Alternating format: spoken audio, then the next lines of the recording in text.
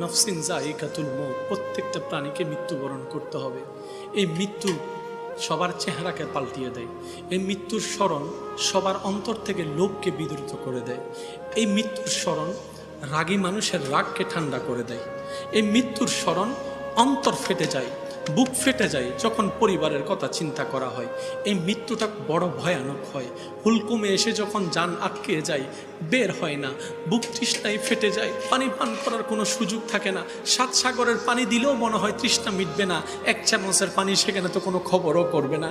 বিপদ চলে আসে, দুঃখ চলে আসে, নিঃশ্বাস বন্ধ হয়ে যাওয়ার উপক্রম হয়, ব্রেন কাজ করা বন্ধ করে দেয়, শরীর অঙ্গ প্রত্যঙ্গ কাজ করা বন্ধ করে দেয়। মৃত্যু কত যন্ত্রণা, ভাষায় প্রকাশ করা যাবে না। মৃত্যু এমন যন্ত্রণাময়। এই মৃত্যুর কয়েকটা ধরন আছে, তোর মধ্যে একটা ধরনের নাম শাহাদত। শাহাদত হলো তো মৃত্যুবরণ করতে হয়। সাহাবায়ে কেরাম কারো পেটের মধ্যে ঢুকে গেল, রক্ত প্রবাহিত হলো, তেকাল হয়ে গেলেন, শাহাদত নামে পরিচিত হয়েছে। কারো পিছন থেকে তীরের আঘাত, কারো মাথার মধ্যে তীরের আঘাত, কারো ফেলা হয়েছে, বিভিন্ন আঙ্গিকে তাদের মৃত্যু হয়েছে। কিন্তু এই মৃত্যুকে কোরআনের ভাষায় বলা হয়েছে ওয়ালা তাকুলু লিমান ইউকতালু ফি সাবিলিল্লাহি আমওয়াত বাল আহইয়াউন ওয়ালাকিন লা তাশউরুন। শাহাদাত বরণ করেছেন।